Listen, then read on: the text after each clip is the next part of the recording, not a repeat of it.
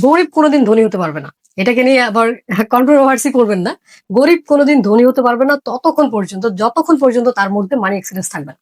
So আপনি বিপদে তখনই পড়বেন যখন আপনি জানেন আপনার সাপোর্ট নেই। আপনি যা ইনকাম করছেন, আমাদের ব্রেন অমায়িক, অন্যরকম জিনিস। সে যদি জানে আমার কাছে 5,000 আছে, সে ম্যানেজ করবে কিভাবে 5,000 দিয়ে সংসার চলবে। সে ইনকাম করেছে, কষ্ট করেছে, শেষ। বাট রিস্করা কি করে, তারা মাঝখানে আরো 2টা দেওয়াল দেয়। অর্থাৎ আপনার ইনকাম যদি 10,000 টাকা হয়, সে কি করবে? 30%, 3,000 টাকা সে সেভিং করবে। 20%, আরো 2,000 টাকা সে ইনভেস্টের জন্য জমাবে। বাকি 50% দিয়ে সে কি করবে? 5,000 টাকা দিয়ে সে সংসার চালাবে।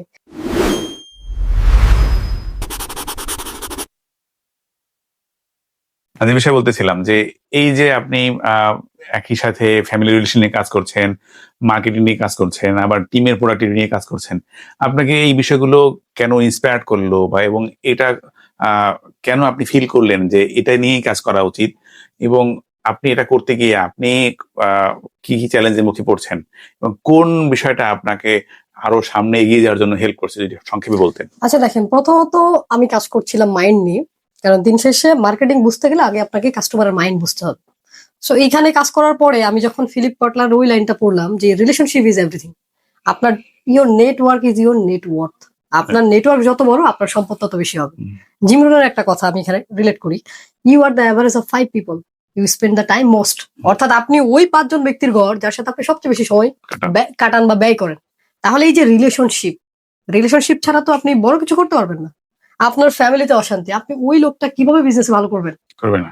আপনি দেখতেছেন যে আপনার ওয়াইফ পরকীয়া করছে, আপনি কেমনে মানে ওই চেয়ারে বসে ভালো কাজ করবেন? সবার সাথে খারাপ ব্যবহার করবেন। বা আপনার ওয়াইফ কিভাবে ওই ফ্যামিলিটাকে ভালো মতো করবে?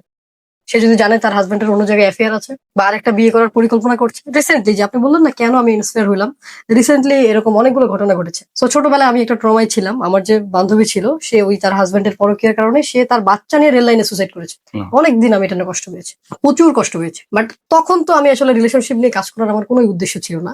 আমি মাইন্ড নিয়ে কাজ করছিলাম, মাইন্ড অ্যান্ড মার্কেটিং। কারণ মাইন্ড ছাড়া মার্কেটিং করা সম্ভব না, মাইন্ড ছাড়া রিলেশনশিপ সম্ভব না। সবকিছু ঘটে এখানে, কাস্টমারের ওইখানে ঘটে, আমাদের ওইখানে ঘটে। তো আপনি জীবনে যেটাই করতে চান, আমি দেখলাম যে মার্কেটিংটা যদি প্রপারলি করা যায়, রিলেশনশিপ ঠিক হবে, সম্পর্ক ঠিক হবে, আপনার ব্যাংক ব্যালেন্স ঠিক হবে। সো যদি ব্যাংকে ব্যালেন্স থাকে, পরিবারে শান্তি থাকে, আপনি ঠিক মতো কাজ করতেছেন, প্রোডাক্টিভ, তাহলে তো আর কিচ্ছু দরকার নেই। ইউর লাইফ ইজ স্মুথ, আপনার দুনিয়াটা জান্নাত হয়ে যাবে। বাট ফ্যামিলিতে জাহান্নাম, আপনার দুনিয়া তো জাহান্নাম। আপনার পকেটে টাকা নাই, আপনার দুনিয়া তো ওই যে বলে না খালি পেট মানুষকে যে শিক্ষা দেয়, অন্য কিছু দেয় না। আপনাকে আমি যত নীতি কথা বলি, আপনার ভালো লাগবে না, আপনার পকেটে টাকা নেই। এন্ড রিসেন্টলি যে ঘটনাটা ঘটেছে, তো আমাদের এক আপু, উনি হচ্ছে যে সুসাইড করবেন। আমাকে ফোন দিছে যে আমি মারা যেতে চাই, প্রেগনেন্ট কিন্তু মারা যেতে চাই। চিন্তা করেন যে একটা মানুষ, এখনো বেবি একটা হয়নি, সেই সময় সে এখন চিন্তা করছে আমি সুসাইড করব, কারণ তার হাজবেন্ড তাকে ভালোবাসেন। এখন সে বলতেছে যে আপনি যাই বলেন তাই বলেন, আমি মারা যাবো। আমি বললাম জাস্ট একটু ওয়েট করেন। তার সাথে অনেকগুলো কথা বললাম, কথা বলার পর সে ডিসিশন নিয়েছে সে তার সন্তানের জন্য হলে বাঁচবে। তা আমি চিন্তা করলাম যে আমার একটা কথা, একটা মানে 2 জনের জীবন বাঁচিয়েছে। নট অনলি দ্যাট, তারপরে হ্যাঁ, বেবিটার জীবন। সে যদি মারা যেত, সে তো তার বাচ্চা নিয়ে মারা যাবে, কারণ ওই লোকের কাছে তার সন্তানকে সে রেখে যাবে না। তার কথা হচ্ছে আমি মরবো। তখন আমার কাছে ট্রিগার করলো ওই আমার ফ্রেন্ডের কথা, কবিতার কথা। সে তার সন্তানকে রেল লাইনে মারা গেছে। তখন আমি চিন্তা করলাম যে হোয়াই নট মার্কেটিংটাকে যদি আমি ফ্যামিলির সাথে, মানে মার্কেটিং মানে মূল কথা হচ্ছে দিন শেষে এভরিথিং ইজ কমিউনিকেশন, আপনার সাথে, আপনার ব্রেনের সাথে। সো মার্কেটিং তো ওই জায়গায় কাজ করে, ব্রেন নিয়ে কাজ করে, কাস্টমারের সাইকোলজি নিয়ে কাজ করে। সো ওই সাইকোলজি যদি আপনি ফ্যামিলিতে অ্যাপ্লাই করেন, আপনি কাস্টমারের সাথে যত সুন্দর কথা বলেন, আপনি আপনার হাজবেন্ডের সাথে কথা বলেন, আপনার ওয়াইফের সাথে কথা বলেন, সে তো আপনার জন্য ওয়েট করছে। আচ্ছা, আমরা মানি ম্যানেজমেন্টে যদি আমরা এক্সপেরিয়েন্স আছে, তো এটা নিয়ে আমরা জানতে চাই যে আমরা জানি যে বড়লোক শুধু বড়লোক হয় আর গরিব শুধু গরিব হয়। এখানে সাইকোলজিটা কিভাবে কাজ করে সেটা যদি একটু বলেন সংক্ষেপে। আচ্ছা দেখেন, গরিব কোনোদিন ধনী হতে পারবে না। এটাকে নিয়ে আবার কন্ট্রোভার্সি করবেন না। গরিব কোনোদিন ধনী হতে পারবে না যতক্ষণ পর্যন্ত তার মধ্যে মানি এক্সিলেন্স থাকবে না। সো মানি এক্সিলেন্সটা কি? দেখেন সাধারণ বাঙালি কি করে, ইনকাম করেছে সে খরচ করে, শেষ। অর্থাৎ ইনকাম করা মানে যেটা 20 টাকা ছিল, টাকার মাটা, সেটাকেই সে খেয়ে ফেলেছে, শেষ। অর্থাৎ গাছ হওয়ার আগেই যে মামা মানি আর বেবি মানি, হ্যাঁ, মামা মানি বেবি মানির যে কনসেপ্টটা, সে ইনকাম করেছে, কষ্ট করেছে, শেষ। বাট রিস্করা কি করে, তারা মাঝখানে আরো 2টা দেওয়াল দেয়, ইনকাম, সেভিংস, ইনভেস্টমেন্ট, দেন কস্ট। অর্থাৎ আপনার ইনকাম যদি 10,000 টাকা হয়, সে কি করবে? 30%, 3,000 টাকা সে সেভিং করবে। 20%, আরো 2,000 টাকা সে ইনভেস্টের জন্য জমাবে। এন্ড বাকি 50% দিয়ে সে কি করবে? 5,000 টাকা দিয়ে সে সংসার চালাবে। এই যে মাঝখানে 50% যে আপনি সেভিংসটা করলেন, এটা টানা যদি আপনি 5 বছর করেন বা 10 বছর করেন, আমি আপনাকে গ্যারান্টি দিচ্ছি আপনি রিচ হওয়া থেকে কেউ আপনাকে আটকে দিতে পারবে না। আচ্ছা, এখানে কি ওই বিষয়টা কিভাবে অবস্ট্রাগল হিসেবে কাজ করে এবং সলিউশনটা কি আমি যদি জিজ্ঞেস করি যে একজনের ইনকাম হলো 10,000 টাকা, তার লাইফ লিড করতেই 10,000 টাকা বা ইভেন যখন সে অসুস্থ হয়, কোনো একটা ঝামেলা হয়, বিপদে পড়ে, তখন সে এক্সট্রা ঋণে পড়ে যায়, তখন সে সেভিংস করবে কি বা ইনভেস্ট করবে কি, তো লাইফ লিড করতেই সে টাকা লেগে যায়। সেক্ষেত্রে সে কিভাবে এটাকে এখান থেকে বের হয়ে তার ইনকাম কিভাবে বৃদ্ধি করে সেই সেভিংস এবং ইনভেস্টে যেতে পারে, সেটা যদি সহজে বলেন। আচ্ছা দেখেন, মূলত এই সমস্যাটা আসতোই না আপনি যেটা বলেছেন। নাম্বার 1, সে যদি শুরু থেকেই সেভিংস করতো। সেভিংস মানে কি? তার একটা ইমার্জেন্সি ফান্ড আছে, অসুস্থ হয়েছে, এখান থেকে সে টাকা খরচ করবে। ইনভেস্টমেন্টের টাকা আছে, এই টাকা যদি সে 10 বছর জমায় বা 5 বছর জমায়, সেটাতে সে একটা জমি কিনছে, রেগুলার দাম বাড়ছে, তার ওখানে কিছু করার দরকার নেই তো। দরকার আছে? আমি বলি, দেখেন আমার বাবা সামান্য ইনকাম ছিল, উনি জমি কিনছে, সেই জমির দাম এখন হয়ে গেছে। তাহলে এই যে জমিটা বাড়লো, ওটা কিন্তু উনি কিনছিল 10,000 বা 20,000 টাকা দিয়ে, অনেক কষ্টের টাকা দিয়ে কিনেছে, জমা করে করে কিনেছে। ওনার সেভিংস দিয়ে আমরা লেখাপড়া করেছি, মানে ফ্যামিলি চালাইতে ওনার কষ্ট হয়েছে। আপনি যতক্ষণ পর্যন্ত, এটা আমি বাবার কাছ থেকে শিখেছি, যে মানি ম্যানেজমেন্ট করে সামান্য ইনকামেও কিভাবে তার সকল সন্তানকে সে পড়াশোনা করেছে। আমি ডাবল মাস্টার্স করেছি, আমার বোন গ্রাজুয়েশন করেছে, ভাই এখনো পড়াশোনা করছে। সো আমরা তো হিউজ লেখাপড়া করেছি, এগুলো কোথা থেকে? উনি এটাকে চালিয়েছে। সো আপনি বিপদে তখনই পড়বেন যখন আপনি জানেন আপনার সাপোর্ট নেই। আপনি যা ইনকাম করছেন, আমাদের ব্রেন অমায়িক, অন্যরকম জিনিস।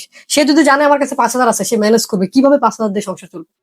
বাট সে যদি বোঝে আপনি আরো 5,000 টাকা ধার করার সামর্থ্য আছে, সে আপনাকে ওই দিকে ফলো করার। কারণ আপনার ব্রেন কি চায়? হ্যাপিনেস।